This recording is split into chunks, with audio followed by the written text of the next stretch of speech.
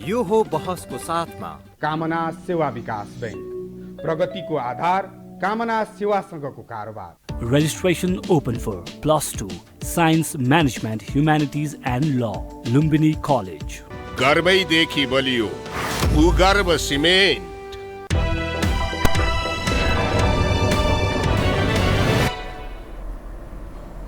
नमस्कार, यो बहसमा म यहाँलाई हार्दिक स्वागत गर्दछु। जीवराम भण्डारी। आज यहाँहरू सामुन्ने उपस्थित हुनुहुन्छ डाक्टर तिलक चैतन्य। उहाँ गीता दर्शनका अध्येता हुनुहुन्छ। उहाँ इलामबाट उहाँले आश्रम पनि खोल्नु भएको छ, गुरुकुल सेवाकुञ्ज इलाममा र उहाँको संस्कृत दर्शनमा विद्यावारिधि उहाँले गर्नुभएको छ। नेपाली समाजको कुरा गर्दा पछिल्लो समयमा खास गरी जब नेपाल विक्रम सम्वत 2072 सालमा संविधान जारी भयो, तत्पश्चात नेपाल धर्मनिरपेक्ष देश भनेर घोषणा गरियो। तत्पश्चात नेपालमा आस्था जनाउने व्यक्तिहरू निरपेक्ष भन्ने शब्द ठिक हो भन्ने सवाल पर चर्चा, बहस, छलफल त्यो निरन्तर जारी छ, भलै संविधान जारी भयो। तत्पश्चात एक खाले मानिसले आफूहरू उपर हेपिएको, पेलिएको यस्तो महसुस गरे भने कतिपयले अब हामीलाई पनि अनुकूल अवस्था भयो भन्ने ढङ्गले प्रसन्नता जाहेर भएको देखिन्छ। तर नेपाली समाजमा जो परम्परा, मूल्य, मान्यता र जो आदर्श पक्षका हामी कुरा गर्दछौँ, त्यस उपर धावा बोलिएको, त्यसलाई दुत्कारिएको र फलत यसले दूरगामी रूपमा नकारात्मक सन्देश जानेछ र असर गर्नेछ भन्ने यस्तो दृष्टिकोण पनि छ। म आज डाक्टर तिलक चैतन्यसँग भगवान श्री कृष्ण, जसको बारेमा हामी आजभन्दा झन्डै 5000 वर्ष अगाडि द्वापरीको अन्त्यतिर भगवान श्री कृष्णको उदय र उहाँको जो अन्त्यको कुरा गर्छौँ, भगवान श्री कृष्णलाई बुझ्ने कसरी र हाम्रो नेपाली समाजसँग त्यो विगतदेखि वर्तमानलाई जोड्ने। यसकारण कि हामी पूर्वीय सभ्यता, परम्परा, मूल्य, मान्यता जो हिन्दुत्वको कुरा गर्छौँ, यो देश विद्वान विदुषीहरूको त्यो उद्गम स्थल, ऋषि मुनिहरूको तपोभूमि, जप तप स्थल भनेर जो हामी भन्छौँ, संसारको सबभन्दा अग्लो त्यो सगरमाथा, माउन्ट एभरेस्ट, अर्थात् यो संसारको एउटा त्यस्तो प्रिय स्थल, विभिन्न जडीबुटीहरू छन्, हिमाल, पहाड, तराई छ, सम्पूर्णको सङ्गम स्थल छ। तर दिनानुदिन हामी एक पछि अर्को गरिब, तन्नम, झगडा, आन्तरिक कलह यावत दृश्य छ। दुःख लाग्दो दृश्य हाम्रो छ। गुजाराका लागि मानिस लाखौँका लाखौँ युवा युवतीहरू विदेश जान बाध्य छन्। समग्रमा हामी फेरि पूर्वीय संस्कृति, पूर्वीय चिन्तन, पूर्वीय दर्शनको कुरा गर्छौँ, हिन्दुत्वको कुरा गर्छौँ, भएका छौँ तन्नम। त किन यस्तो हुन्छ, किन यस्तो भइरहेको छ? विश्लेषणात्मक ढङ्गले विषयहरूलाई म आज उठान गर्ने प्रयत्न गर्नेछु। कैयौँ जनजिज्ञासाहरूलाई उहाँ मार्फत म सम्बोधन गराउने प्रयत्न गर्नेछु। सर्वप्रथम म उहाँलाई स्वागत गर्छु। स्वागत छ यहाँ। एकदम धन्यवाद, एकदम धन्यवाद हजुरलाई। अब म सिधै विषयमा कहाँ प्रवेश गर्न चाहे भने, हजुर, तपाईँ संस्कृत दर्शनमा तपाईँले विद्यावारिधि गर्नुभएको छ। नेपाल, भारत, बेलायत र विश्वका धेरै देशमा तपाईँले भ्रमण पनि गर्नुभयो। तर खास गरी फर्दर एजुकेसनको लागि बेलायत पनि जानुभयो। भारतबाट तपाईँले विद्यावारिधि गर्नुभयो संस्कृत दर्शनमा र तपाईँ नेपालको पूर्वी क्षेत्रको हुनुहुन्छ।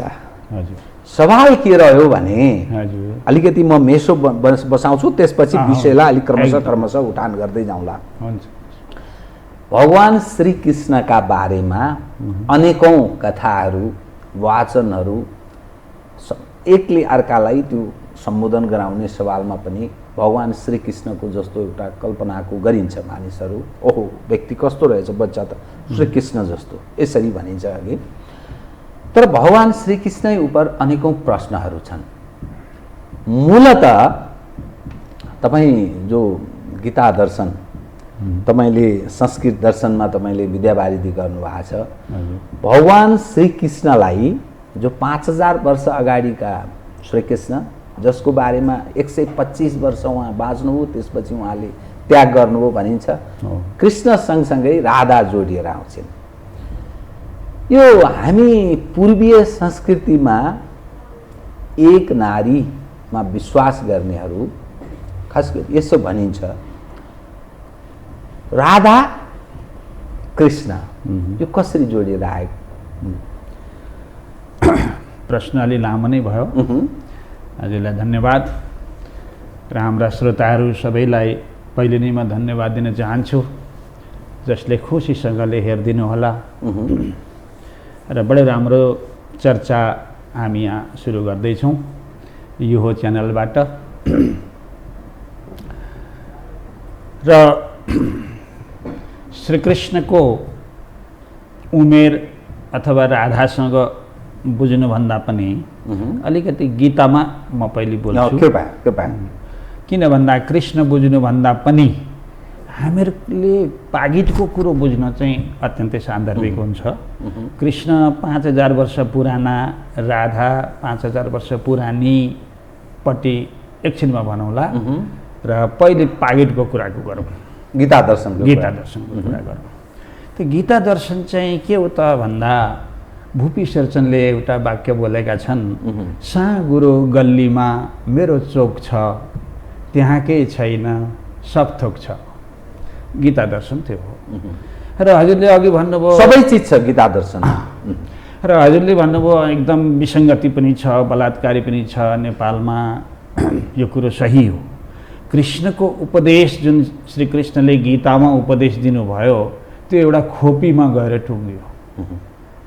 जसरी हाम्रा देशमा युरेनियम छ, सुन खानी छ, ताँबा खानी छ, तेल खानी छ, तर हामी चाहिँ सुनका थालीमा भिख माग्ने भयौँ। सुनको थालीमा भिख माग्ने जात भनेको हामी नेपाली। त्यसले गर्दा हामीले गीताको ज्ञान बुझ्न सक्यौँ, खोपीमा राख्यौँ, बाहुनवाद भन्यौँ, अनि त्यसलाई हामीले बाहिरतिर फ्याँकिदियौँ। लगो कसले? युरोपले, लगो कसले? अमेरिकाले, लगो कसले? जापानले। उनीहरूले त समृद्ध भइसकेपछि गीता त यस्तो महान चिज रहेछ, हामी त पछि परिरहेका रहेछौँ भनेर उनीहरूले लगिसके।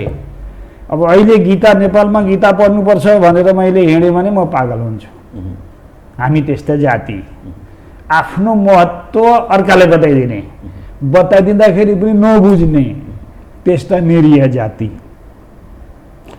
निरीह जाति भएको हुनाले गीताको पहिलो अर्थ म के भन्न चाहन्छु, गीतामा के छ भन्दा गीत आ, गीत आ, गीत गाउन आऊ।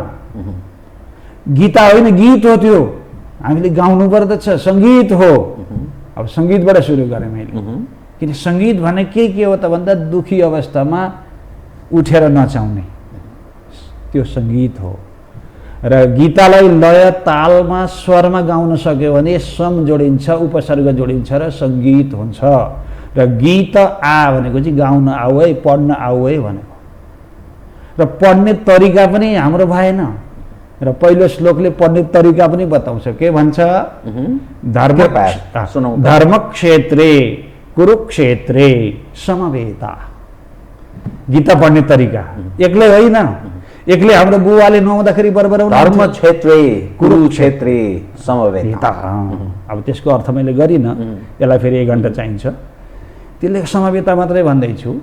समवेता भनेको बुवाले नुहाउँदाखेरि 2टा श्लोक बरबराउनु भयो, नातिले बुझेन। आमाले नुहाउँदा 2-3वटा श्लोक बरबराउनु भयो, नातिले बुझेन। अपभ्रंश हुँदै, अपभ्रंश होइन, बुझ्दै बुझेन। किन तरिका भएन नि त हाम्रो। बुवाले कतिखेर कसरी पढ्नु पर्थ्यो भन्दा नातिलाई छेउमा राखेर, ए बाबु त पनि उच्चारण गर, म पनि गर्छु, मिलेर पढौँ भन्नु पर्थ्यो। तर नुहाउँदाखेरि पाठ गरिदिनु भयो, नातिले बुझेन। र गीताले नै सिकाउँदैछ गीता कसरी पढ्नु भन्दा समवेता, भेला भएर। हेर्नुहोस् त 2 जना हुने बित्तिकै कसरी कुरो निस्क्यो, एक्लै हुँदैन। र सङ्गीतको नियमै छ एक्लै गाइँदैन। र सर्वप्रथम गीता भनेको सङ्गीतको ग्रन्थ हो। सङ्गीत केका लागि? आनन्दका लागि। त्यो आनन्द प्राप्त गर्नका लागि मानिसका अनेकौं तृष्णाहरू हुन्छन्, चाहनाहरू हुन्छन्। एकदम राम्रो। भित्रदेखि पेट पोलिरहेको हुन्छ, भदभती किन पोल्छ भने देखिन्छ, दृश्यले अनेक देख्छ। एकदमै। त्यो चाहना पुरा गर्ने सम्पूर्ण जो मानिस छ अहिलेको समाज उपभोक्तावादी छ, तृष्णा छ। सफलताको सूची भनेको लेखेर राख्दाखेरि 1 2 3 4 कसको के छ, कति छ पुँजी छ, कसको सन्तानले कति पढ्यो, कुन तहमा प्रवेश गरेको छ। अब त्यसलाई सुखसँग जोडिन्छ। वास्तवमा हो चाहिँ के हो? अब म कृष्णसँग जोडी गएँ। सङ्गीत भन्ने बित्तिकै कृष्णको बाँसुरी। हेर्नुहोस् त कसरी गीताले जोड्यो। कृष्णको परिचय अलग्गै दिन नै पर्दैन। गीत सङ्गीत।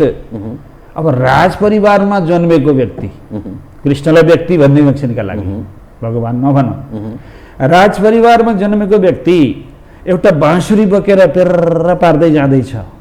राज परिवारमा जन्मेको व्यक्ति खाली गोडा गाई चराउँदैछ। राज परिवारमा जन्मेको व्यक्ति लुगा नसिलाइकन जुत्ता नलगाइकन गाई चराउनु, यो कहाँसम्मको आदर्श हो? सङ्गीतको प्रचार त उनको मुखमा छँदैछ र खाली गोडा गाई चराउनु, त्यति मात्रै पनि हामीले बुझ्न सक्यौँ भने धेरै कुरा बुझ्यौँ। आज हाम्रो नेपाली समाज के गर्छ? बुवा देहान्त भएका बेलामा गाई दान गर्छ, तर अघिल्ला दिन खरिदेलाई काट्नेलाई गाई बेचिरहेको छ। कुरो मिल्यो? हिन्दू हुँ भनिरहेको छ, ठाडो टिको लगाइरहेको छ, तर खरिदेलाई गाई बेच्छ। खरिदेको अर्थ त व्याख्या गर्नु पर्दैन होला। गाई काट्नेलाई गाई बेच्न पनि पछि हट्दैन, बुवा देहान्त भएका दान गर्नु पनि पछि हट्दैन। त्यस्तो जाति हो हामी। त्यसले गर्दा हामीहरूको मे बिनाको विचार छ कि एउटा लक्ष्यमा आउनु पर्यो। त्यो किन आएन त भन्दा गीताको अध्ययन हामीले गरेनौँ, खोपीमा राख्यौँ, धुप धुवायौँ, तर गीताको विषयमा बोला भन्दा बोली पनि हाल्छौँ फेरि, तर अध्ययन छैन। र हामीलाई प्यारालाइज कहाँ पारियो? अघि हजुरले भन्नुभयो नि, यति धेरै समृद्ध हाम्रो माउन्ट एभरेस्टको देश, सगरमाथाको देश, हामी प्यारालाइज कहाँ भयौँ त भन्दाखेरि सिलेबसबाट प्यारालाइज भयौँ। आजको सिलेबसले के संस्कृत पढ भन्छ? शिक्षा अनि सिलेबस मात्रै भन्ने हो। किन शिक्षालाई किन भन्ने? सिलेबसमै नभएपछि त्यो कलेजले के गर्नु? सिलेबसमा नभएपछि गुरुबाबुले के पढाउने? सिलेबसमा नभएपछि आचार्यले के पढाउने? त्यसले गर्दा म सिलेबस भन्छु, पाठ्यक्रम भन्छु। पाठ्यक्रमबाट के आज हाम्रो संस्कृत राखिदिएको छ पाठ्यक्रममा? आज एमए को विद्यार्थीले सीता र गीता लेख्न सक्छ? आज म युनिभर्सिटीमा कलेजमा गएर आर्ट अफ लिभिङको कोर्स गर्छु, एमए पढेको नानीले विद्यार्थीले आफ्नो नाम लेख्न सक्दैन, शुद्ध लेख्न सक्दैन, नाम लेख्न सक्दैन। आज अङ्ग्रेजीमा हजुरको अफिसमा आउने बित्तिकै स्पेलिङ हेरेँ मैले, नेपालीमा एउटा स्पेलिङ हेरौँ त, एउटा बिहाको कार्डको स्पेलिङ हेरौँ, देहान्त भएका बेलामा एउटा फोटो सहित एउटा फ्रेम लगाइन्छ त्यहाँको स्पेलिङ हेरौँ त, छैन। एमए गरेको विद्यार्थीले सीताको सी कताबाट हुन्छ, गीताको गी कताबाट हुन्छ, त्यतिसम्म चाहिँ उसले प्राप्त गर्न सकेका छैन भनेदेखि हामीले चाहिँ एभरेस्टको कुरा गर्ने त बेलै भएको छैन। त संस्कृत भाषासँग यसको हाम्रो धेरै ठुलो महत्त्व छ। यसको एकदमै ठुलो महत्त्व छ। तर भनिन्छ हजुर संस्कृत भाषा भनेको यो मृतप्राय, अब यसको प्रयोग छ, औचित्य छैन। यो नयाँ समाज हो, 21औं सदीको समाज छ, यसले कहाँ आफूलाई औचित्य पुष्टि गर्न सक्यो र भनेर प्रश्न गर्छन् नि। हजुरको प्रश्न गराइ नै मन परेर म आज आएको हो नि त। संस्कृतलाई चाहिँ हेला गर्ने बित्तिकै आज हामी एमए पढेकाले पनि नाम लेख्न सक्दा रहन्छौँ। मृत भाषा त हुँदै होइन, पढेन भने मर्ने चाहिँ भाषा हो। संस्कृत पढेन भने चाहिँ मर्छ, हामी नै मर्छौँ। संस्कृत बिना हामी मरिराखेका छौँ। कहाँनिर समस्या आयो बताइदिनुहोस्। जस्तै संस्कृत भाषाको प्रयोग गर्नेहरूको सङ्ख्या असाध्यै कम छ। जस्तो हामीकै पनि संस्कृत विश्वविद्यालय भन्छ, पहिले महेन्द्र संस्कृत विश्वविद्यालय भन्थ्यो, अहिले संस्कृत विश्वविद्यालय। त्यो त्यस अन्तर्गत विभिन्न पठन पाठन हुन्छ, त्यहाँ विद्यार्थीको उपस्थिति पनि न्यून र त्यसको माध्यमबाट जीवनयापन, त्यसले हामीलाई हाम्रो मानिस त बाँच्न चाहन्छ, सुख चाहन्छ, सुविधा चाहन्छ, सहज जीवनयापन उसको लक्ष्य अवश्य हुन्छ। मानव जातिको प्राण भएका हर कोही प्राणी जगतको त उसले आफूलाई के ठान्छ भने यसको माध्यमबाट मेरो जीवन सहज चल्न सक्दैन। त्यसकारण यो असाधारण, अस्वाभाविक या मृतप्राय मेरा लागि औचित्य तुक भएन भन्ने अर्थमा बुझ्ने भयो नि त। के गरेर बचाउन सकिन्छ? र हाम्रो त्यो सोच अलि तलको सोच हो। हजुरले सोध्नु भएको ठिक छ। किन तलको हो भन्दाखेरि जतिखेर विलियम जेम्स कलकत्ता आएका थिए, विलियम जेम्सले के सोचे त भन्दाखेरि यो हिन्दू समाजलाई चाहिँ कसरी टुप्पी घुमाउन सकिन्छ, कसरी इसाई बनाउन सकिन्छ भनेर उनले कल्पना गरे। र यिनीहरूको ग्रन्थ चाहिँ वेद हो र वेद चाहिँ हामीले पढ्नुपर्छ। हेर्नुहोस् है, 18औं शताब्दीमा इङ्ल्यान्डबाट आएर उनले संस्कृत पढ्ने चेतना ल्याए र इङ्ल्यान्डबाट कोही आउँछ संस्कृत पढ्न भन्दा आएन, जर्मनीलाई ढोगे। जर्मनीलाई ढोग्ने बित्तिकै मेक्स मुलर आएर म पढ्छु भनिहाले र तिमीलाई सरकारी पैसा म पूर्ण रूपले दिन्छु, तिमीले वेद पढेर अङ्ग्रेजीमा अनुवाद गरिदेऊ। मेक्स मुलरले वेद पढे, अङ्ग्रेजीमा अनुवाद गरे। त्यतिखेर उनले यो सोचेनन् कि संस्कृत पढेर चाहिँ नोकरी पाइँदैन होला भनेर। आज मेक्स मुलरले अनुवाद गरेको वेदलाई खोजी खोजिकन बडो श्रद्धासँग हेरिन्छ। उसले नामै फेर्यो, मोक्षमूल र भट्टेन इदम भाष्यम प्रशंसितम। उसले गएर युरोपमा प्रचार गर्यो, संस्कृतमा चाहिँ उसले आचार्य गर्यो। तर हामी कति सानो अवस्थामा छौँ। यो हजुरको प्रसङ्ग खरसाङको चाहिँ हाई स्कुलमा कलेजमा म बोल्दाखेरि एकजना विद्यार्थीले भन्यो, गुरुजी तपाईँले गीता पढ भन्नुभयो, गीता पढेर के हुन्छ? मैले भने भाइ भोलि खरसाङ रेडियोले गीता पढ्ने मान्छेले चाहिँ 50,000 को नोकरी दिन्छ भने गीता सजिलो हुन्छ कि अप्ठ्यारो हुन्छ भनेर सोधेँ कलेज पढ्नेलाई। त्यसो भने त म एकै रातमा कण्ठ गरिदिन्छु। हामीहरूको लालसा चाहिँ के त भन्दा नोकरीमा मात्रै होइन नि त। हामीले त आफ्नो आज एभरेस्ट चढ्ने के नोकरी सोचेर चढ्दछ। एभरेस्ट चढ्ने व्यक्ति त्यहाँ चढ्दा म नोकरी पाउँछु भनेर चढ्दैन नि त। त्यसै गरी संस्कृतको मान्यता आज संस्कृतलाई हेला गरेको हुनाले आज फेला परिराखेका छौँ त हामी। त्यसले गर्दाखेरि संस्कृतलाई चाहिँ हामीले हेला गरेको हुनाले आज नेपाली भाषा नै टुरो भयो। र हजुरहरूको माध्यमबाट म के भन्न चाहन्छु भन्दा एउटा अनुसार पनि थाम्न सकेन। आज कम्प्युटरमा अनुसार नेपालीमा लेखिँदैन र अङ्गमा लगियो। हेर्नु त दलिद्रता, एउटा अनुसार पनि थाम्न नसक्नु। 10वटा अङ्ग लेख्यो भनेदेखि कम्प्युटरको जग्गा कति खायो? त नेपाली भाषाको पनि जननी भाषा संस्कृत भाषा एकदम हो, एकदम जननी हो। त्यसले गर्दा आज हामी यो कुरा गर्दैछौँ आजको डेटमा। आज 2078 साल पुष 4 गते यो हामी डिस्कस गर्दैछौँ। तर यो संस्कृत अब 2034 देखि नासाले लाँदैछ। नासाले लाँदैछ, हाम्रो रहँदैन। त कम्प्युटरसँग उसको ट्याली भयो। किनभने चन्द्रमामा पुगेको व्यक्तिले अङ्ग्रेजी बोल्दा मिलेन। चन्द्रमामा पुगेको उच्चारण हुँदो रहेछ। संस्कृतको उच्चारण र कम्प्युटर जस्तो उच्चारण गरिन्छ त्यस्तै बोलिन्छ। त्यसले गर्दा चन्द्रमासँग यहाँनिर नासाले बात गर्दाखेरि अङ्ग्रेजी भाषा काम लागेन, संस्कृत भाषा काम लाग्ने भयो। किन भन्दा NO नो भनी आओ कि KNOW नो भनी आओ, त्यो जड कम्प्युटरले जान्दैन। जस्तो लेखिन्छ त्यस्तै बोलिन्छ संस्कृतमा। त्यसले गर्दा अर्को शुद्ध भाषा, अर्को फेसिलिटी के छ भन्दा क्रियाकर्म जहाँसुकै राखिदिनुहोस्। स्कुल जान्छु म भन्दा मजा भएन। म स्कुल जान्छु तर संस्कृतमा त्यत्तिकै शुद्ध। जान्छु स्कुल म लेखिदिनुहोस् संस्कृतमा त्यत्तिकै शुद्ध। हेर्नु त, यति फेसिलिटी त विश्वको कुनै भाषामै छैन। तर आज दुःख मलाई कहाँ लाग्छ भन्दा एमएको विद्यार्थीले नेपालीमा नाम लेख्न नसक्नु, अनि हामीले शिक्षित भयौँ, हामी 21औं शताब्दीमा दौडिँदैछौँ, हामी गतिला हौँ। अर्काको भाषाको लागि चाहिँ स्पेलिङ खोजी खोजी खोजी हेरेर लेख्ने, आफ्नो स्पेलिङ चाहिँ आफ्नो नेपालीको चाहिँ जता लेख्दा पनि हुने। त्यो संस्कृत भाषालाई अनिवार्य शिक्षामा प्रवेश गराउनुपर्छ भन्ने यहाँको ठम्मे अति नै जरुरी हो। जब विश्वका देशले गर्छन् भने हामी नगर्ने? विश्वका देशले संस्कृतलाई मान्यता दिन्छ। जोङ्खा भाषामा त्यत्तिकै भुटानले त बनारसमा राखेर पढाइरहेको छ, युनिभर्सिटीमा पढाइरहेको छ, आज हार्वर्डमा पढाइन्छ भनेदेखि युरोपको सबै युनिभर्सिटी, जर्मनीले त पढाउँछै पढाउँछ भन्दा यहाँ चाहिँ अब पुरानो भाषा हो, डेड ल्याङ्ग्वेज। कसरी म यहाँ र म जो अहिले संवाद गरिरहेछौँ नि, म यो प्राज्ञिक क्षेत्रको पनि ध्यान आकृष्ट होस्, सम्पूर्ण शासक प्रशासकहरूले पनि ख्याल गरून्, खास गरी विश्वविद्यालय त्यसका अगुवाहरू, नीति निर्माताहरू, निर्णायक तहका मानिसहरूले पनि ख्याल गरून्। एउटा मलाई कन्भिन्स गरिदिनुहोस् त, संस्कृत भाषाको अनिवार्यता किन हजुर नेपालको जीवन, नेपालको पूर्वीय जो हाम्रो संस्कार, परम्परा, मूल्य, मान्यता, आदर्श, संस्कृतिसँग यो भाषाको के सामिप्यता छ र यो संस्कृत शिक्षा, संस्कृत भाषामा शिक्षा अनिवार्य जरुरी छ है भन्ने तपाईँले किन ठम्म्याएको बताउनु? यति राम्रो प्रश्न गर्नुहुन्छ हजुरले र नै मलाई रहर लाग्या हो। किन भन्दा संस्कृतको त कुरै छैन। अहिले जुन हामी भाषा बोल्दैछौँ नि नेपाली भाषा, यो इलिगल बोल्दैछौँ। संस्कृतमा जाने त हामीहरूको अहिले सोच आएकै छैन। नेपाली भाषा नै हाम्रो संविधानमा छैन।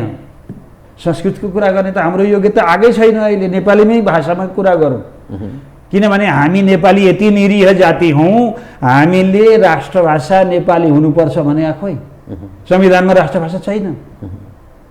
त्यसले गर्दा अनिवार्यता हामीले किन खोज्ने? मैले अघि नै भनिसकेँ, एमए पढेको विद्यार्थीले नाम लेख्न जान्दैन भने अनिवार्यता अरू किन खोज्ने? त्यसले गर्दा आज विश्वको धरोहर गीता दर्शनलाई संसारले मानेको छ। गीता सिक्न अमेरिका आउँछ, युरोप आउँछ, यहाँ नआए नवद्वीप कलकत्तामा जान्छ। तर ऊ आएर हाम्रा दरीमा बसेर संस्कृत पढ्न चाहन्छ, डेस्क बेन्च उसले चाहँदैन। किनभने डेस्क बेन्चमा उनीहरू बसिकन पछाडि पिल्स्यो, तर दरीमा बसेर संस्कृत पढ्न उनीहरू गीता पढ्न रुचाउँछन्। भनेदेखि त्यस्तो भाषामा लेखेको गीता पढ्नुपर्छ भन्ने चेतना नै हामीमा आएको छैन भने संस्कृत कहाँबाट आउँछ? संस्कृत गीता बुझ्दैन। श्रद्धावान लभते ज्ञानम। अब यसलाई जतिसुकै नेपालीमा अनुवाद गर्नुहोस्, नेपाली अनुवादै हुँदैन। तर 21औं जो सदी छ नि, एकदम राम्रो। यहाँले नासाको कुरा गर्नुभयो, ठिक छ। तर 21औं सदीमा विश्व जुन ढङ्गले विकासको गतिमा अघि बढिरहेको छ, आफ्नै भाषा उनीहरूले आफै विकास गरेका अनेकौं पक्षहरू छन्।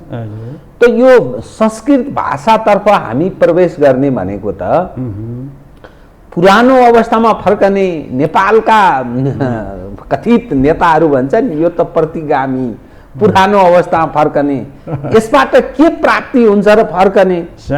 के शिक्षाको कुरा गरिरह हो? यो कहाँ पुगिसक्यो विश्व? हामी त्यो संस्कृत भाषाको पुरानो कुरा गरिरहेछौँ भनेर यसरी भन्छन् नि त। यो सामाजिक सोच हजुरका मुखबाट निस्केको हो, तर सच्चा कुरो यो होइन। किनभनेदेखि त्यो देखेकै तेल हो, किन हामीले कोट्याउनु जमिनमा? देखेकै सुन हो, हामीले नेपालमा किन कोट्याउने?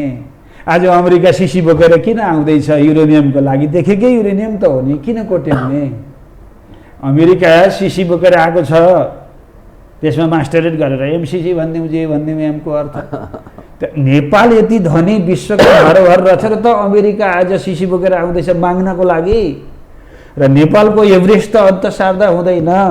तर हाम्रो सोच चाहिँ के छ त भन्दा संस्कृत पढ्ने बित्तिकै हामी ब्याकवर्ड भयौँ। हो, यो सोच हाम्रो गलत हो। विलियम जेम्सले जतिखेर वेदलाई अनुवाद गरेर युरोप पठाए नि, अब विज्ञानको खोजी भयो। विज्ञानको खोजी भयो। अहिले हजुरको प्रश्न चाहिँ के हुनु पर्थ्यो भन्दा काठमाडौँमा नासा खोल्नुपर्छ भन्ने खालको प्रश्न हुनु पर्थ्यो। तर त्यो हामीले बेला भएको छैन। किनभने अहिले हामीलाई संस्कृत चाहिएको छ। संस्कृत बिना नासा अधुरो छ। किन पढ्ने भन्नुभयो नि? संस्कृत बिना नासा अधुरो रहेछ र 2034मा संस्कृत नासाले लाँदैछ।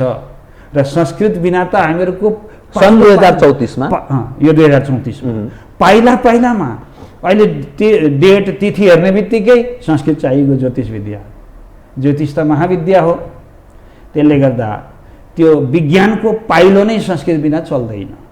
हजुरले सुन्नुभएको होला, यजुर्वेदको अन्तिम मन्त्र के हो भन्दा ओम खम ब्रह्म। ओम खम ब्रह्म। हजुर, अब यो खम ब्रह्म हाम्रो रेडियो आविष्कारक हो। तर हामीले चाहिँ पाठ गऱ्यौँ, पल्ला गएर पाठ गऱ्यौँ, दक्षिणा ल्यायौँ, परिवार पाल्यौँ। मेरो पिताजीले भन्नुहुन्थ्यो भेटी ल्यायो केटी पालो, त्यसमा हामी अल्झ्यौँ। तर बाहिरका युरोपियनहरूले चाहिँ के भने भनेदेखि ख भनेको आकाश, खम आकाश मर्दैन, त्यसलाई समाउने कोसिस गरौँ त। खम आकाश चाहिँ ब्रह्म रहेछ, ब्रह्म मर्दैन। हेर्नु है, अब ब्रह्म मर्दैन भने त्यो आकाशलाई समाउने कोसिस गरौँ। अब मिसिन बनाउन थाल्दाखेरि चाहिँ अब रेडियो प्रवर्ग जन्मियो। तर हामीले चाहिँ पाठ मात्रै गऱ्यौँ। खम ब्रह्म भन्यो भने स्वर्ग जाइन्छ, खम ब्रह्म पाठ गऱ्यो भने दक्षिणा पाइन्छ, त्यति मात्रै सोच आयो। तर त्यही शब्दलाई युरोपियनहरूले लगेर चाहिँ विज्ञानको आविष्कार गरे, यो कुरो पक्का हो। यहाँले विज्ञानको आविष्कारको कुरा र नासाको कुरा गर्दा एकदमै विगत यसो सम्झी ल्याउँदा हजुर हामी रामायणको कुरा गर्छौँ, एकदम महाभारतको कुरा गर्छौँ, पुराण कालको कुरा गर्छौँ, अनि विभिन्न महापुरुषहरूको उदय भएका इतिहास त्यो सम्झन्छौँ। त जुन इतिहासले हामीलाई के सिकाउँछ, के बुझाउने प्रयास गरेको छ भने कति भ्रम कति यथार्थ त्यो अझ थप पुष्टि हुँदै जाला। ठिक छ। हाम्रो यस समाजमा खास गरी यो भारतवर्षमा भन्छ होइन, यस क्षेत्रमा विद्वान विदुषीहरू थिए। उसै बेला ब्रह्मास्त्रहरूको कल्पना गरिएको थियो, पुष्पक विमानको कल्पना गरिएको थियो, चरमसीमा विज्ञान ज्ञानको कुरा गरिएको थियो। एउटै चिजबाट धेरै उत्पादन गर्न सकिने रावणले पनि सायद त्यो सोच बनाएका थिए। उनी स्वर्गमा जाने विष्णुको कल्पना गर्दथे र हरेक फल एउटै बोटमा हरेक फल फलाउन सकिन्छ भन्ने कल्पना गर्दथे भनेर भनिन्छ, सुनाइन्छ, बुझाइन्छ, पढाउने प्रयत्न गरिन्छ। त कहाँनिर हामी चुक्यौँ जसका कारण हामी स्खलित भयौँ, हामी यो तन्नम अवस्थामा छौँ। पश्चिमाहरू जुन कल्पना त्यसबेला हाम्रा पूर्वजहरूले गरेका थिए त्यो सम्पूर्ण पश्चिमाहरूले त्यसलाई शिखर चुमे। कहाँ समस्या आयो? होइन, उनीहरूले त संस्कृतमा दम छ, गीतामा ज्ञान छ, वेदमा विज्ञान छ भनेर बुझिदिए। तर हामीले चाहिँ के बुझ्यौँ? एउटा त यही बुझ्यौँ कि संस्कृत भन्नेको चाहिँ मरेको भाषा रहेछ, हामी केटाकेटीलाई नपढाउँ। त्यसले गर्दा बलात्कारी सुरु भयो नेपालमा। तर हाम्रो संस्कृतको मोरल शिक्षाले के दिन्छ भन्दा मातृवत परदारेषु। अब होस् त बलात्कारकै, नारी जातिलाई आमा सम्झ। अब त्यो त पढाइँदैन, शिक्षा हो त्यो होइन, संस्कृतमै छ नि त। अब त्यो त पढाइँदैन। अनि पत्रकारहरूले बलात्कारीको खण्डन गरेर हुन्छ। त्यसले गर्दा मैले अघि नै पुच्छर के समाए, फेद के समाए भन्दा सिलेबस, पाठ्यक्रम, त्यहाँबाट हामीलाई प्यारालाइज बनाइएको छ। त्यसले गर्दा हामीलाई जब पढाइँदैन, खोपीमा मात्रै राखिन्छ, पढ्नै हुँदैन भनिन्छ, मरेको भाषा भनिन्छ, अनि बलात्कारी नआए के कार्य आउनु? मातृवत परदारेषु, यतिको संस्कृत गोठालाले पनि बुझ्छ। परद्रव्येषु लोष्टवत। अब करप्सन कहाँ आयो? करप्सन नगर भने त पढाइँदैन, संस्कृत मरेको भाषा भइगयो भनेदेखि त्यो चरित्र निर्माणको कुरा हो। चरित्र हो नै, संस्कृत शब्दको अर्थै चरित्र निर्माण। संस्कार भनेको माझ्नु, संस्कृत भनेको माझ्नु, अर्को शब्द संस्कार, परिष्कार, सफा गर्नु। अब करप्सन गरेर रटन लगाउने पत्रकारहरूले। तर यतापट्टि परद्रव्येषु लोष्टवत पढाउनै हुँदैन, अनि प्यारालाइज नभए के हुने? अब यो नयाँ पुस्तालाई अलिकति तपाईँले बुझाइदिनु, नयाँ पुस्ताकै कुरा हो। नयाँ पुस्तालाई एउटा बुझाइदिने प्रयास गर्नु। यहाँले चरित्र निर्माणको जो कुरा गरिरहनु भएको छ नि, एकदमै हो। भगवान श्री कृष्णसँग एकदम ठिक, जस्तो यहाँले नारी बलात्कारको कुरा गर्नु होइन, एकदम। अनि त्यो विवाह र अर्को नारीसँगको प्रेमसँग जोडिने विषयलाई कसरी हेर्नुपर्छ? अलिकति यो श्लोक अत्यन्तै महत्त्वपूर्ण मैले उठाएँ, यसको अर्थ गरौँ। मातृवत परदारेषु भन्ने बित्तिकै बलात्कारी सकियो। परद्रव्येषु लोष्टवत भन्ने बित्तिकै करप्सन, भ्रष्टाचार हुँदैन। तल्लो लाइनले भन्छ आत्मवत सर्वभूतेषु, कुनै पनि देवालयमा पशु हिंसा हुँदैन। किनभने आत्मवत देखियो नि त। एउटा भैँसीलाई मैले मेरो समान सम्झेँ भने त्यो दोकानमा जान्छ। एउटा बाख्रालाई पनि दुख्छ भन्ने मैले सम्झेँ भनेदेखि संस्कृतले के दिन्छ भन्नुभयो? यही दिन्छ। संस्कृतले यही दिन्छ। आजको नवयुवकलाई 21औं शताब्दी होइन 22औं शताब्दीलाई पनि यही दिन्छ। हामी अगाडि बढ्न सक्दैनौँ संस्कृतलाई यसलाई गरेर। त्यसले गर्दाखेरि आत्मवत सर्वभूतेषु यति मात्रै बुझोस् त हाम्रो समाजले देवालयमा पशु हिंसै हुँदैन। आजको डेटमा पनि पशुपतिमा प्रत्येक पूर्णिमामा राँगो काटिन्छ। मैले 51 सालमा पशुपतिमा भैँसी नकाटौँ भनेर 50,000 पर्चा बाँडेको 51 सालमा यही ज्यान हो। त्यसले गर्दाखेरि तिलक चैतन्य डराउँदैन यो कुरा बोल्नु। डाक्टर तिलक चैतन्य यो कुरा बोल्न डराउँदैन, किनभने गरेको छैन त, प्र्याक्टिकल हो। त्यसले गर्दा 51 सालमै यो जो भक्षणको कुरा आउँछ नि, हजुर, कोही मांसाहारी हुन्छन्, कोही शाकाहारी हुन्छन्, यो प्रकृति, यो चराचर जगतमा हजुर, यो भक्षण भन्ने चिजलाई धेरै हिंसाको रूपमा लिनु त्यति ठिक होइन भनेर भनिन्छ। होइन, हिंसा होइन यो, यसलाई किन हिंसा? यो त मनुष्य मांसाहारी प्राणी नै होइन, के को हिंसा? त्यो हिंसा शब्दको त तोरै आउँ। अनि बलिको त त्यो व्याख्या फेरि छ त? होइन, छैन, हो, एकदमै छैन, वेदमा छैन। मा हिंसात् सर्वभूतानि, गीताको 16औं अध्यायको दोस्रो श्लोक पढ्नुहोस् त, कहाँ छ? अहिंसा सत्यम। अनि त्यो कालीले हजुर, रक्त पान गरेको विषय के? त्यो चाहिँ एउटा प्रतीक, मांस भक्षण गर्नेवालाले त्यसलाई अगाडि सारेको, चण्डीमा काहीँ पनि हिंसा गर्नु भन्ने छैन। तर के भन्दा ऊ त्यहाँ पुजारीहरूसँग पनि मैले कुरा गरेँ पशुपतिमा, हजुर सफल हुनुहुन्न भन्नुभयो। किन भन्दा हामीहरूको पैसाको ब्याजबाट प्रत्येक पूर्णिमामा एउटा राँगो चढाइदिनु भनेको छ र यो बन्द हुँदैन। अब पैसा दिनेवालाले भने अब शास्त्रमा त भनेको छैन। अब गीता दर्शनलाई हामी सर्वोत्कृष्ट सगरमाथा सम्झिन्छौँ भने गीताको 16औं अध्यायको दोस्रो श्लोक हजुर श्रोताहरूले पल्टाएर हेरे हुन्छ अहिले नै। अहिंसा सत्यम क्रोध किन आयो? त्याग शान्ति, शान्ति कहाँ रहेछ? संस्कृत किन चाहियो? अहिंसा सत्यम क्रोध। अब संस्कृत नपढेकाले त नेपाली अर्थ हेर्नु पर्यो, अङ्ग्रेजी अर्थ हेर्नु पर्यो, पढ्नु पर्यो। त मानव जाति शाकाहारी हो, एकदम हो, मांसाहारी होइन। यसको बनोटले पनि होइन, बनावटले पनि होइन। त्यसका वैज्ञानिक लक्षणहरू पनि छन्। मांसाहारी प्राणीले के गर्छ? पानी पिउन सक्दैन, उसले चाट्छ। हामी चाट्दैनौँ, हामी पिउँछौँ। मांसाहारी प्राणी जन्मिँदाखेरि आँखा बन्द हुन्छन्। हामी नानी जन्मियो भनेदेखि हाम्रो आँखा खुला हुन्छ। त्यसै गरी मांसाहारी प्राणीका नङ्ग्रा हुन्छन्। हाम्रा नङ अलिकति लामा भयो भने सुहाउँदैन, काटिहाल्छौँ। वैज्ञानिक तथ्य कति छ? मांसाहारी प्राणीको पसिनै आउँदैन, हाम्रो पसिना आउँछ। यो त साह्रो राम्रो विषय हो नि त। आन्द्रा लामो, दाँत अलि न्याक्क बाहिर निस्केको, दाँत गोला, जस्ता। मांसाहारीका दाँत गोला, मनुष्यका दाँत च्याप्टा। अब कसरी? आदि इत्यादि। अब भगवान बुद्धको उपदेश यहाँनिर फेल खाँदैछ। बलि प्रथा ठिक होइन त्यसो भए? एकदमै। कुनै के तथ्यको आधारमा बताइदिनुहोस् त, किनभने यो ठुलो छलफल बहसको विषय पनि निरन्तर बन्ने गर्छ। त हाम्रो तथ्य त विभिन्न जस्तै बलि चढाइन्छ होइन, विभिन्न मन्दिरहरूमा बलि चढाइन्छ। त्यति मात्रै होइन, हाम्रा दसैँहरूमा यो बलिको अनिवार्यता गरिएको छ। यो के नि? एकदमै अनिवार्यता छैन, तर त्यो खालि एउटा बानी लागेको मात्र हो, कसैले नभनिदिएर मात्र हो। अघि उठाइहाल्नुभयो, गीता हाम्रो सर्वोत्कृष्ट ग्रन्थ, तर खोपीमा रह्यो। सिलेबसमा राखिदिनु त, सिलेबसमा राखिदिनु त। अशिक्षा अयोग्यताको उपज हो यो सबै बलि प्रथा, त्यसरी भनौँ। एकदम अयोग्यताको उपज हो, त्यसको प्रमाण दिन्छु म। आजभन्दा बताइदिनुहोस् त त्यो प्रमाण भने के? हजुर, प्रमाणमा भन्दैछु। आजभन्दा 10 वर्ष पहिला अथवा 51 सालमा भनिदिउँ, प्रामाणिक आधारमा एकदम प्रमाणित।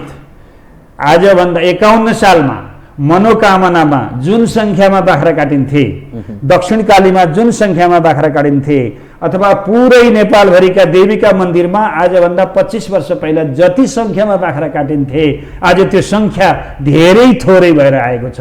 यो शिक्षाको प्रभाव हो। गरिमाईमा त बढेको बढी छैन, स्वार्थले हो। त्यहाँ स्वार्थले हो, देवीका लागि पटक्कै होइन, सेवाको लागि पटक्कै होइन, पूजाको लागि पटक्कै होइन, व्यापार बिजनेस। त्यहाँका रागा कहाँ आउँछन् मलाई सोद्धा हुन्छ? गढीमाईमा चढाउने कुन ग्रन्थमा यो बलि प्रथालाई निषेध गरिएको छ? गीतामा छ। गीतामा। त्यसै गर्दा आज गीता सर्वोत्कृष्ट भयो, युरोपले स्वीकार गरो। कुनै अध्याय यसो भनिदिन सक्नु? भने त हालेँ मैले, 16 अध्यायको दोस्रो श्लोक। त्यसै गरी धेरै ठाउँमा 16 अध्यायको दोस्रो श्लोकमा एकदम बलि प्रथालाई निषेध गरेको। एकदम बलि प्रथा, बलि चढाइनु हुँदैन। एकदम। अहिंसा भनेको अर्थ के? अहिंसा सत्यम क्रोधो त्याग शान्तिरपैशुनम। हेर्नु त, त्यसै गरी धेरै ठाउँमा आउँछ। धेरै ठाउँको श्लोक मैले किन? अब म यहाँसँग नि, एकदम यहाँले यो गीता दर्शन अघि गीता दर्शनको कुरा गरिरहनु भएको छ, त्यो भन्ना साथ भगवान श्रीकृष्णसँग जोडिएर आउँछ होइन। अब म अलिकति अलग ढङ्गले यो खास गरी नयाँ पुस्ता जिज्ञासु छ के, तपाईँहरू जस्तो महात्माहरू ज्ञानीहरू पढे लेखेका मानिसले नयाँ पुस्तालाई तपाईँले जसरी बुढा मरै भाषा सरै होइन माथिबाट सर्दै आउनुपर्छ, बुझ्दै जानुपर्छ, नयाँ पुस्ताले जान्नुपर्छ।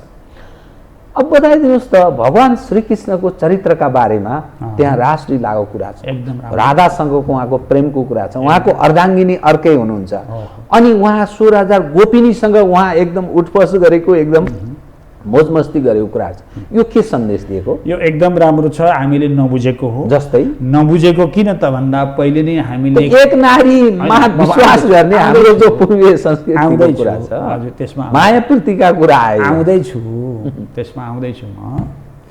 एकदम राम्रो समसामयिक हो र यो अत्यन्तै जान्नुपर्ने कुरा हो, अत्यन्तै बुझ्नुपर्ने कुरा हो। हाम्रो धारावासीले पनि सुन्नु हुँदैछ भने सुन्नुहोला। उहाँको राधा उपन्यासमा मैले चाहिँ अलिकति आलोचना गरेको छु, किन उहाँको वर्णन शैली मलाई मन परेन।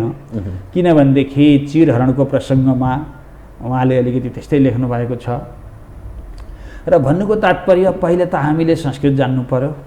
संस्कृत लु अब बुढो भइहाल्यो, संस्कृत धारावासीले नबुझिकन लेखे यसको ज्ञानको अभाव र हजुर। त्यसले गर्दाखेरि जब संस्कृत भाषा पढ्न अब काशीको जाने भन्नुहुन्छ भने नेपालीमै पढिदिनुहोस्, तर भाषा नजान्ने बुढो भइयो भनिन्छ भने। र गीतालाई पनि नेपालीमै पढिदिनुहोस्, भागवतलाई पनि नेपालीमै पढिदिनुहोस्, तर टेलिभिजनमा नेपालीमा लेख्ने योग्य गुरुहरू हुनु पर्यो नि। होइन नबुझेको ठाउँमा सोध्न सकिन्छ। त्यसले गर्दा कुनै अप्ठ्यारो स्थिति केही पनि छैन। अप्ठ्यारो कहाँ छ त भन्दा हामीहरूको प्यारालाइज भएको पक्कै हो। संस्कृत हटाइयो, मनमस्तिष्कबाट मरेको भाषा भनियो, पहिलो प्यारालाइज त्यो हो। अर्को प्यारालाइज के हो भन्दाखेरि नेपालीमै भए पनि गीता पढाइनु पर्थ्यो, त्यो पढाइएन, त्यो प्यारालाइज हो। नैतिकता पढाइँदै छैन स्कुलमा, मौलिकता पनि छैन, संस्कृत पनि छैन, अनि त्यो विद्यार्थीले ठुलो भएर गर्ने केही पनि गर्न सक्दैन।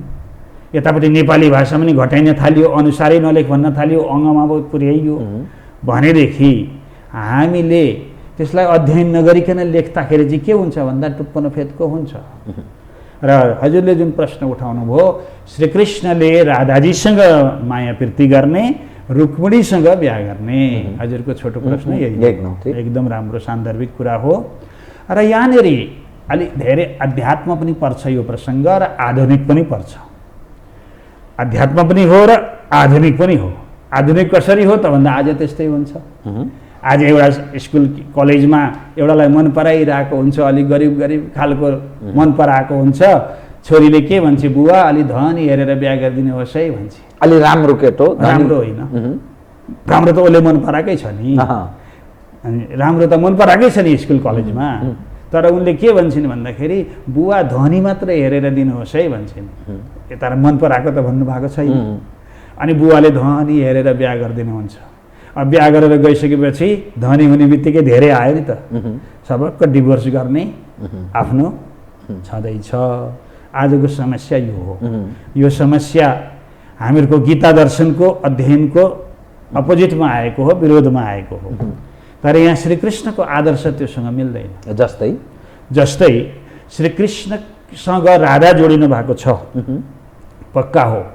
राधा केही दिन जेठी पनि हो श्रीकृष्ण भन्दा। 5 वर्ष अगाडि राधाको देहान्त भएको, 5 वर्षपछि उहाँकै पीरले भगवान श्रीकृष्णको पनि देहान्त भयो भनेर भन्छन्। होइन त्यस्तो होइन, भएको चाहिँ के त भन्दाखेरि राधा कृष्णको प्रेम अत्यन्तै शुद्ध प्रेम, त्यहाँ कुनै लालसा बिनाको प्रेम, बिहा गरौँ भन्ने खालको लालसाको प्रेम होइन। यौन कर्मसँग एकदम सम्बन्ध होइन, यौन कर्मसँग बिल्कुलै सम्बन्ध छैन, विशुद्ध प्रेम। अनि त्यसमा पनि बिहा गरौँ भन्ने लालसै छैन, बिहा गरौँ नै भन्ने लालसा छैन भने यौनको त कुरै आएन। त्यस्तो विशुद्ध प्रेम हुँदाहुँदै अब यहाँनिर श्रीकृष्णले जब वृन्दावन छोडेर मथुरा जानुभयो, मथुरा जाने बेलामा राधासँग बिछोड हुन्छ र श्रीकृष्णले भन्नुहुन्छ अब म कहिल्यै पनि फर्केर आउँदिनँ है, कहिल्यै पनि फर्केर आउँदिनँ भनिसकेपछि त अब त्यहाँ विवाहको त कुरै भएन।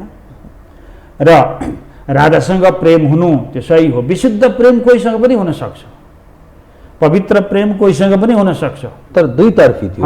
दुईतर्फी, ठिक छ, दुईतर्फी प्रेम छ। तर यहाँ श्रीकृष्ण राधासँग बिहा गरेर छोराछोरी जन्माउन मात्रै आएको होइन नि त, ऊ त विश्व कल्याणको लागि आएको हो, संसारको कल्याणको लागि आएको। म यहाँलाई सोधौँ, एकदम सोध्नु। प्रेमको त्यो दुईतर्फी प्रेमको अन्तिम रूप भनेको यौन कर्मसँग जोडिन्छ भन्छ नि त? जोडिँदैन, आज पनि जोडिँदैन। किन जोडिँदैन भन्दा म पनि अविवाहितै हुँ, मलाई पनि मन पराउने थियो होला, मैले पनि मन पराएँ होला।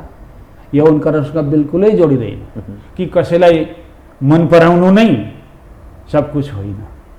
यो बताइदिनुहोस् त, तपाईँले यो भन्दै जाँदा हजुर यो ब्रह्मचर्या जो भन्छ नि, हजुर, जो तपाईँले आफूलाई झन्नै झन्नै त्यही दाबी गर्नुभयो, मैले पनि कसैलाई मन पराएको थिएँ होला, कसैले मलाई पनि मन पराएको थियो होला, तर म अविवाहित, यसको अर्थ तपाईँ ब्रह्मचारी। त्यो यो ब्रह्मचर्यामा बस्ने भनेको प्रकृतिको खिलाफमा होइन? यो एकदमै होइन। किन होइन भन्दा म ज्योतिषको पनि अलिकति ज्ञान गर्नेवाला व्यक्ति हुँ। त्यसमा ज्योतिष विद्याले यति राम्रो जवाब दिन्छ कि योग्य सन्तान कसरी जन्मिन्छ, अत्यन्तै ब्रेनी कसरी जन्मिन्छ, मैले मेरो किताबमा लेखेको छु। गर्भदेखि नै हामीले कोसिस गऱ्यौँ भनेदेखि अत्यन्तै ब्रेनी बालक, ब्रेनी मन पर्यो, अत्यन्तै पोलिटिसियन मन पर्यो भने त्यस्तै किताब सुनाउने, अत्यन्तै सङ्गीत जान्नेवाला छोरा जन्माउन मन पर्यो, सङ्गीत सुनाउने, गर्भवासमै भएका बेला गर्भवासमै त्यो सुनाइदिँदा आमालाई सुनाउने, सकारात्मक प्रभाव पर्छ, आमालाई सुनाउने। मैले प्र्याक्टिकलमै गरेको छु। मैले एकजना बेलायतमा बसिया बेलामा एकजना महिलालाई गीता सुनाएँ, प्रेग्नेन्ट भएका बेलामा।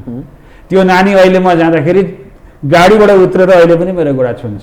त्यो नि बहादुरी होइन, मेरो गोडा छुन नि बहादुरी होइन, तर उसकोमा संस्कार कसरी आयो, त्यो बहादुरी हो। म ब्रह्मचर्याको कुरा ठिकै, म आउँदैछु।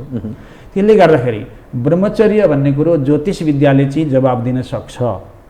तपाईँले ब्रह्मचर्यकै म बस्दिनँ, ब्रह्मचर्यमा बस्दिनँ, विवाह गर्छु भनेर विवाह गर्नु भयो, तर ग्रहले दिएको छैन भनेदेखि भोलि डिभोर्स हुन्छ, अथवा पत्नी मर्दछिन्, अथवा उसको वैवाहिक जीवनै हुँदैन भनेदेखि जसले चाहन्छ विवाह गर्न गर्छ, जसले चाहँदैन उसले गर्दैन।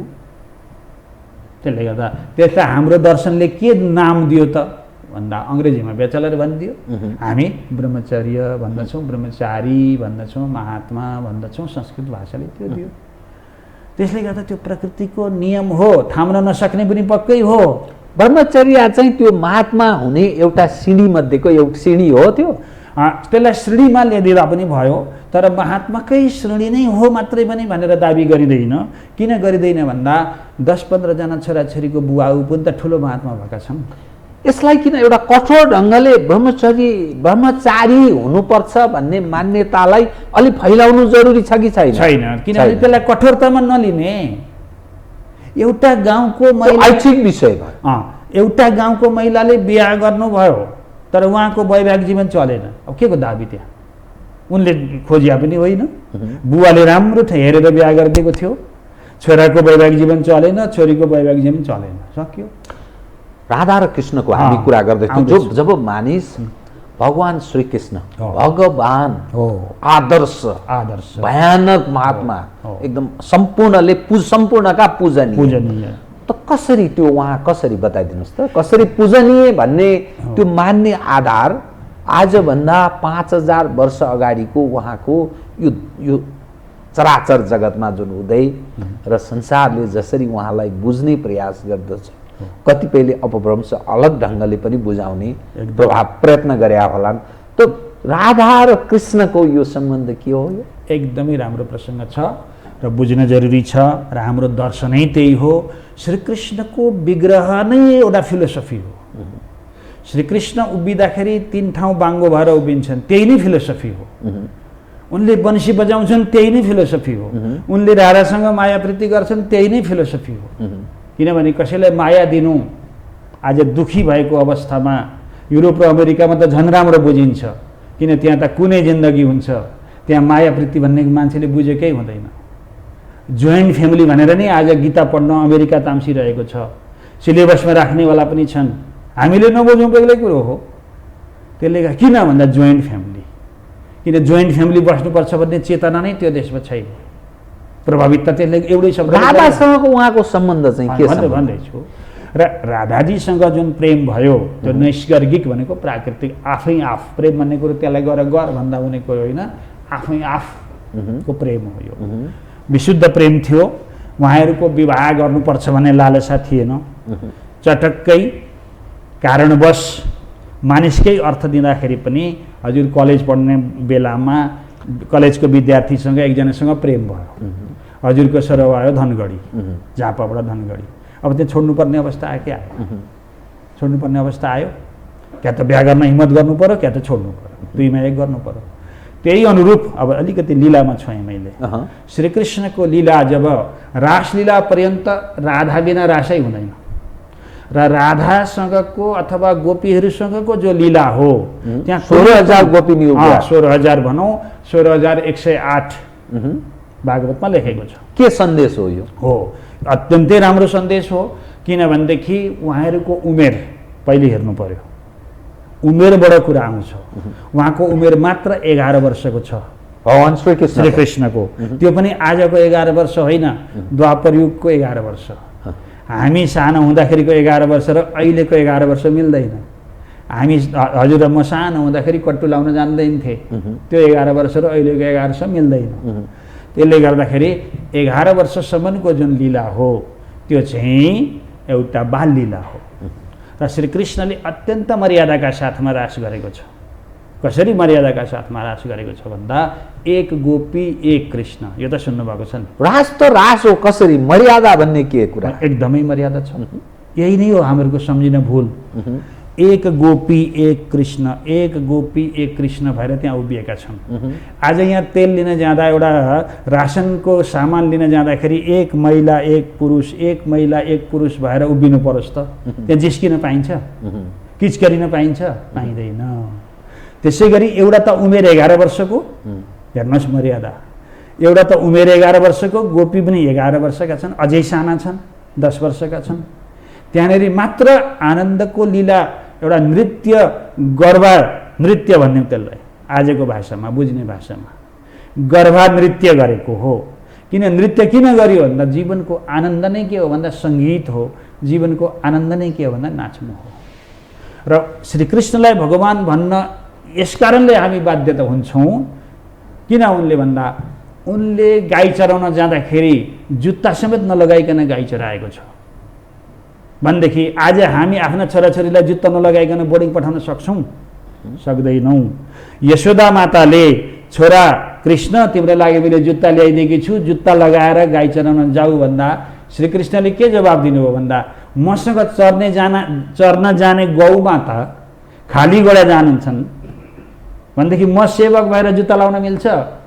मसँग चर्न जानेका गोडा चाहिँ खाली, म चराउनेका चाहिँ गोडामा जुत्ता। तपाईँले 9 लाख गाई छन् भने 36 लाख जुत्ता ल्याउनुहोस्, अनि मात्रै म लाउँछु। त समानताको सन्देश, समानताको सन्देश भनेदेखि आज त्यस्तो श्रद्धा गरेर श्रीकृष्णले गाई चराउनु भयो खाली गोडा। आज त्यो गाईको रक्षा गर्दैछ नेपालले कि 2 पैसाको लोभमा चाहिँ गाई कटाउँदैछ अनि यतापट्टि बाबु मरेका बेलामा दान गरेर चाहिँ नाटक देखाउँदैछ? त्यसले गर्दा हामीलाई संस्कृतको आवश्यकता यही कारणले पर्दछ। यो बताइदिनुहोस् त, जस्तै भगवान श्रीकृष्णको कुरा गर्दा उहाँको बाल्यकालको त्यो फोटाहरू देखिन्छ होइन? उहाँ अलिक परिपक्व भएको, त्यो तपाईँले भने चाहिँ बाँसुरी बजाएको 3 ठुन्का परेर टक्क यसरी बाँसुरी बजाएको त्यो पनि देखिन्छ। तर उहाँको वृद्धकालको त्यो कतै त्यो सन्देश कतै प्रभाव हुँदैन। के हो यो? किन भन्दा वृद्ध नै हुनु भएन। मृत्यु कसरी, एउटा भगवानको मृत्यु कसरी हुन्छ? जस्तो भगवान श्रीकृष्ण 125 वर्षमा उहाँको देहान्त भयो भनिन्छ, राधाको त्योभन्दा अझ अगाडि भयो भनिन्छ। यो कसरी? एकदम राम्रो प्रश्न हो यो। मैले अघि हजुर आउँदैखेरि जीवराम भण्डारीको पेट हेरेँ अनि हजुरलाई चाहिँ मैले प्रशंसा गरिहालेँ, किन भुँडी भ्यात्ता छैन। भन्नुको तात्पर्य श्रीकृष्ण बुढो भइरहनु पर्दैन, कसैको देहान्त हुँदाखेरि बुढो भइरहनु पर्दैन। आज एउटा बस चाहिँ कोसीमा खस्छ भने त्यहाँ बुढो भइरहनु पर्दैन, त्यो त एउटा दुर्घटना हो। तर यहाँनिर जो आफ्ना नियममा बस्दछ, जो कृष्ण योगेश्वरेश्वर, यो शब्द याद गर्ने, कृष्ण योगेश्वरेश्वर त विसर्ग लगाएर त्यो शब्द बोल्दा कतै वेट आयो। संस्कृत भनेको यो हो। त्यसैलाई हल्का रूपले कृष्ण योगेश्वरेश्वर भन्नुहोस् त। संस्कृत भनेको यो हो, कृष्ण योगेश्वरेश्वर। हजुरलाई पनि आनन्द आयो? कृष्ण योगेश्वरेश्वर विसर्ग आउनु पर्यो त्यहाँ दुई थोपले। त्यो महत्त्व। अब अङ्ग्रेजी बोल्दाखेरि त्यहाँ टको उच्चारण आएन भने त अङ्ग्रेजी नै भएन, त्यसको प्रोनाउन्सिएसन मिठो आउनु पर्यो। त्यसले गर्दा संस्कृत भनेको यो हो। र श्रीकृष्णलाई बुझ्दाखेरि हामीले अक्षरशः उनी उभिँदैखेरि तीन ठाउँ बाङ्गो भएर किन उभिए भन्दा गोडाबाट बाङ्गो वैकुण्ठको लीला, कमरबाट बाङ्गो राधाजीसँगको लीला गोलोकधामको, गर्दनबाट बाङ्गो अक्षरातीतको लीला गीताको 15 अध्याय। यो सन्देश चाहिँ के दिन खोजेको हो? सन्देश यो दिन खोजेको हो कि तपाईँहरूले चाहिँ गीतालाई नछोड्नुहोस्, सङ्गीतलाई नछोड्नुहोस्, नृत्यलाई नछोड्नुहोस्। आज हजुरले चाहिँ एक्सर्साइज गर्न अप्ठ्यारो मान्नुभयो, जाडो भयो, एउटा गाना लगाएर उफ्रिन थाल्नु त, नाच्न थाल्नु त। एउटा गाना लगाएर नाच्न थाल्नु त हामी त्यो जिममा गएर पैसा खर्च गर्ने कामै छैन, एकछिनमा पसिना आउँछ। यो सन्देश हो, स्वास्थ्यसँग सम्बन्धित छ। त्यसले गर्दा बाल लीला, जवान लीला र वृद्ध लीला। र कृष्ण 125 वर्षको हुँदाखेरि पनि उहाँ बुढो हुनुभएकै थिएन। किन शरीरलाई जोगाउन जाने भने किन बुढो हुने? 70 वर्षको एकजना हेमा मालिनी छन् बम्बईमा, मान्छे फर्की हेर्छन्। यहाँ 35 वर्षको हाम्रो दिदीबहिनीलाई किन फर्की हेर्दैन? त्यसको अर्थ यो शरीर जोगाएर राख है, जीवनभरि आनन्द ल्याऊ। 125 वर्ष आनन्द ल्याऊ, 100 वर्षसम्म आनन्द ल्याऊ। अहिले नै इन्जोयको नाममा बोतल खाएर 30 वर्षमा मरिहाल्ने। कृष्णको सन्देश यो हो, विथ सङ्गीत। हाम्रो देश छ नि विभिन्न मठ मन्दिरको देश, एकदम राम्रो। हाम्रा प्राचीन हाम्रा पूर्वजहरू ऋषिमुनि जप तप स्थल यो देश त्यस्तो देश हो भनिन्छ नि हैन। हिमवत खण्ड एकदम सम्पूर्ण रूपले एउटा विद्वान विदुषीहरूका लागि त्यो ऊर्जा प्राप्त हुने क्षेत्र पनि भनेर भनिन्छ। एकदमै हो। तर सवाल के रह्यो भने त्यसका सन्तान र त्यसका सन्तति यतिखेर नेपाल धर्मनिरपेक्ष, एकदम राम्रो। धर्मको बारेमा हामी निरपेक्ष रहनुपर्छ, राज्यको धर्म हुनु हुँदैन भन्ने मान्यता शासकहरू प्रशासकहरू त्यो मान्यताबाट निर्देशित छन्। एकदम राम्रो। स्वनिर्देशित या परनिर्देशित। र मुलुकमा क्रमशः जुन सन्देश तपाईँ प्रवाह गर्ने प्रयत्न गरिरहनु भएको छ त्यसको प्रतिकूल समाजमा अर्को पक्ष हावी हुँदै गएको छ। जस्तो मुलुकमा धर्मान्तरणको कुरा छ, इसाईहरूको बढोत्तरी छ, फन्डिङको कुरा छ, विभिन्न ढङ्गले विभिन्न सम्प्रदायका मानिसहरू छन्, जस्तै अनेकौं एकपछि अर्को टुटफुटका कुराहरू छन्। त यो जो जारी भएको संविधान नेपाली समाजले फेरि यिनै व्यक्तिहरूलाई पत्याउँदै गएको स्थिति, समाजमा स्थापित उनीहरू नै हुँदै गएको जनअनुमोदित अवस्था, त यो के अर्थ बताउनुहोस् त? म चाहिँ पहिले नेपालीलाई निरीह भन्छु। निरीहको अर्थ त बताइरहनु पर्दैन होला, अत्यन्तै कमजोर मनस्थितिबाट उब्जेको कुरा हो। र यो धर्मनिरपेक्ष भने त पोइजनै हो। किन पोइजन हो त भन्दाखेरि आज हिन्दू धर्म चाहिँ निरपेक्ष, अरू धर्म चाहिँ सापेक्ष। पोइजन हो कि होइन? त्यसले गर्दा नेपाली भनेको आफ्नै गोडामा बन्चरो हान्ने जात, सधैँ कान्छो भएर बाँच्ने जात, जेठो हुन नजान्ने, अनि आफूले सिद्धान्त तयार आफैलाई त्यस्तो बनाइरहेछ कि कसैले गाइड गर्छ? होइन, त्यसलाई आफैले आफै बनायो भने पनि पर्यो, गाइड गर्यो भने त अर्काको गाइड मान्ने त झन् निरीह भइगयो नि। अर्काको गाइडमा आएर नै बिग्रेको छ, त्यसै अर्थमा मैले निरीह भनेको। ए कान्छा तैँले त्यो धर्म फ्याँकिदे भनेर फ्याँकिएको त हो, जनताले माग्या त होइन। त्यसै गरी सङ्घीयताको कुरा गरौँ, ए कान्छा 7-8 भागमा बाँडिदे भन्या त हो, त्यो माग त थिएन, बिना मागको कुरा। जसरी भारतमा स्वतन्त्रता हुँदा पाकिस्तानको मागै थिएन, तर गर्दैन हो भन्दै गरिदिएँ है भन्दै गर्ने कुरो त्यति नै हो। त्यसले गर्दा हामीमा चेतना शून्य। अहिले लाजमर्दो कुरा गरौँ, लाजमर्दो कुरा, हामी चाहिँ ऋषिका सन्तान, एभरेस्ट भएको देशमा बस्ने, तर कहाँको पार्टीले हामीलाई शासन गर्दैछ? हामी कति निरीह, बाहिरबाट आउनुपर्छ हामीलाई शासन गर्न। हामी त एउटा नाथे पार्टी बनाउन सक्दैनौँ, अनि बाहिरबाट पैँचो ल्याएको पार्टीले हामीलाई शासन गर्नुपर्ने। निरीह भयौँ कि भयौँ न? त्यसले गर्दा हामीहरूको चेतना जुन छ, हामीहरूको सोच्ने शैली जुन छ नि, त्यसमा चाहिँ प्यारालाइज भएको छ। अहिले आएर हामीलाई काङ्ग्रेसै शासन गर्नुपर्ने? त्यो त एउटा क्लबको नाम हो काङ्ग्रेस त। अब त्यो कम्युनिस्टले शासन गर्नुपर्ने? ऊ त एउटा लेखक हो मार्क्स त, ऊ त एउटा गरिब फ्यामिलीको हो, इसाई परिवारको हो मार्क्स। उसले एउटा सानो चिन्तन ल्याएको, त्यही पनि गीता पढेर। समयवाद कहाँबाट जाने उसले भन्दा गीताको 5औं अध्याय पढेर। मार्क्सले गीता पढेर बर्लिनबाट ऊ दर्शनशास्त्रमा पढेको मान्छे हो मार्क्स।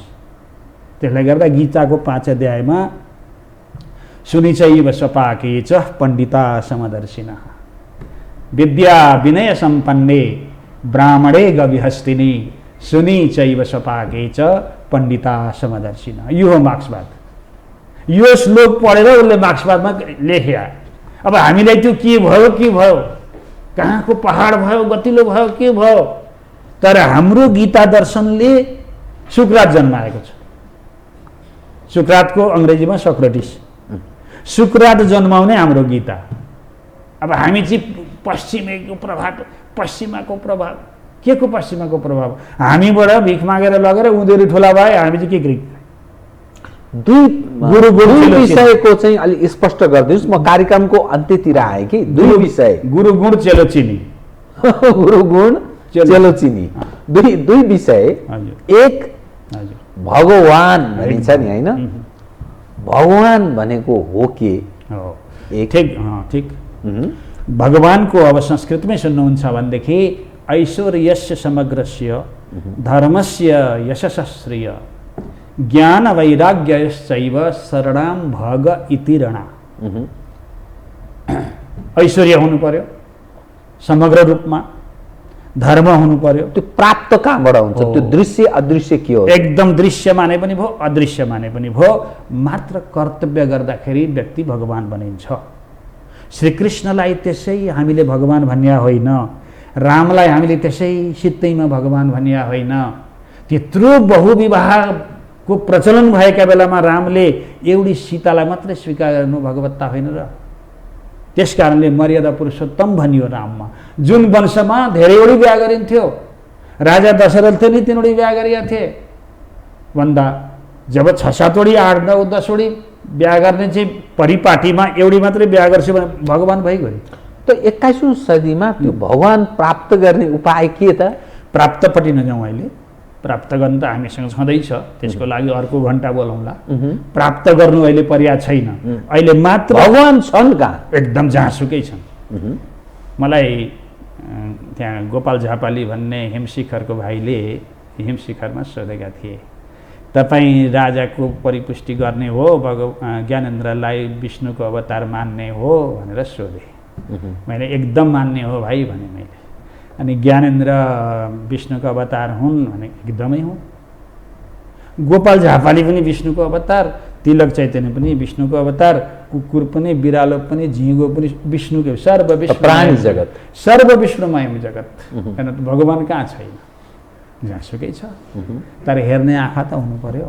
हामीले एउटा खोपीमा राखेको गीताको किताब खोलेर पढ्न संस्कृत मरेको भाषा भन्दैछौँ भने भगवानको अनुभव कसरी गर्ने? अनि यो विभिन्न मठ मन्दिरहरू छन् नि, हजुर, जसमा गएर मानिसहरू पूजा अर्चना जनाउँछन्, गर्छन्, भगवान भनेको यो हो भन्छन्, त्यो लौकिक अलौकिक दृश्य अदृश्य हो के? त्यो प्राथमिक पाठशाला मात्रै हो। प्राथमिक पाठशाला र मुख्य त्यसको सन्देश के? जुन जुन अब मन्दिरहरू छन्, मन्दिरहरू छन्, आकृतिका मन्दिर छन्, होइन, एकदम हो। प्राथमिक पाठशालामा गएर एबीसीडी क ख नपढिकन एमए गर्न सकिँदैन। मन्दिर त्यही हो, प्राथमिक पाठशाला, एकदम प्राथमिक पाठशाला हो। र हामी गाडीबाट पनि अलिकति हात उठाएर यसो गर्छौँ, चर्च देख्ने बित्तिकै यसो हात उठाउँछन्, त्यो एकदमै प्राथमिक पाठशाला हो। त्यसो गरेकै हुनुपर्दछ। त्यस पछाडि अनि हामी के गर्छौँ त भन्दा मन्दिरलाई मात्रै ढोगिरहेँ, त्यो भगवान्ले के लेखिएको छ अनि हामी गीता पल्टाउँछौँ अनि हाम्रो जीवन अत्यन्त भगवान्मय बनिन्छ। मर्यादा थाम्ने बित्तिकै, मर्यादित व्यवहार भन्ने बित्तिकै हामी भगवान्को स्टेजमा पुगिहाल्छौँ। तपाईँ मानव जाति, चराचर जगत, प्राणी जगतको हितको तपाईँ कुरा गरिरहनु भएको छ। एकदम। जो भगवान श्रीकृष्णका अनुयायी छन् हो। ती आफै छिन्न भिन्न छन्। कोही ठाडा टिका लाउँछन्, कोही दृश्य अर्को लाउँछन्, ठिक कोही छ। विभिन्न। यो के त यो चाहिँ एउटा सम्प्रदायको सन्देश हो। जसरी हाम्रो त्यो विभाजित त्यो सम्प्रदाय किन, कसरी सम्प्रदाय अनेक किन भन्दा सम्प्रदायलाई अहिले बुझ्दा पार्टीको हिसाबले पनि बुझ्न सकिन्छ। किनभने हिजो अस्तिसम्म एमाले एउटै थियो, अहिले माधवको अर्कै भयो। त्यो स्वार्थसँग, स्वार्थवश यसको विभाजित हो। यहाँ पनि एउटा सन्तले आफ्ना प्रकारले उपदेश दिँदाखेरि एउटा सम्प्रदाय भयो, अर्का आचार्यले आफ्ना प्रकारले उपदेश दिँदाखेरि अर्को सम्प्रदाय भयो। यसरी यो प्रकारको टिको लगाउँ है। अहिले हरे कृष्ण भनेर हामी चिन्दछौँ, गोराहरूले टिको लगाउँदाखेरि सिधा प्रकारको लाउनुहुन्छ, बिचमा रातो लाउनुहुन्न। किनभने स्वामी प्रभुपाद र उहाँको पनि गुरु चैतन्य महाप्रभुले यसरी टिको लगाउने अनि यसरी कीर्तन गर्ने। तर उहाँले यति ओपन ढङ्गले मन्त्र दिनुभयो, त्यो मन्त्र आज विश्वव्यापक भयो। कसैको अगाडि जान्छ, कसैको अलिक पछि पर्छ, कुरो त्यति नै हो। र नियम उहाँले एक प्रकारको चन्दन दिनुभयो, टिको लाउने सिस्टम दिनुभयो। वल्लभ सम्प्रदायले अलि अर्कै प्रकारको सिस्टम दिनुभयो। निम्बार्क सम्प्रदायमा निम्बार्काचार्यले अलिकति अलग। कहीँ त्यो गाइडको निर्देश कतै केही गरेको छ त्यो कृष्ण भक्तहरूलाई? त यो अलिक ढोङ्गी भयो, यो पाखण्डीपन भयो भन्दा के हुन्छ? पाखण्डीपन भनिहाल्न अलिकति किन मिल्दैन भन्दा त्यो पाखण्डीपन नआओस् भन्ने शिक्षा हामीले दिउन नि त।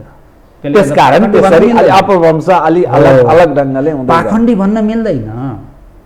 जस्तो एमालेमा सिद्धान्त थियो भनेदेखि पार्टी फुट्ने थिएन नि त। सिद्धान्त छैन, फुट्यो। तर हाम्रो त्यो प्रकारको सम्प्रदायमा छैन।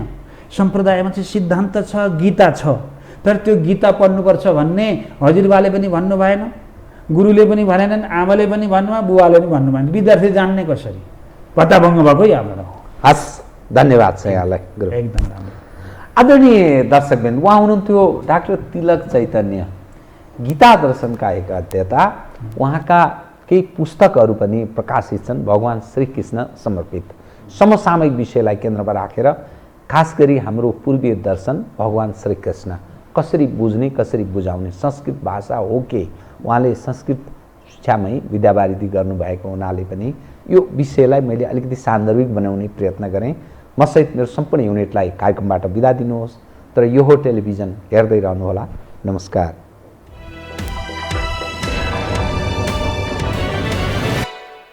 यो हो बहसको साथमा कामना सेवा विकास बैंक, प्रगतिको आधार कामना सेवासँगको कारोबार। Registration open for +2 Science Management Humanities and Law, Lumbini College. गर्भैदेखि बलियो भूगर्भ सिमेन्ट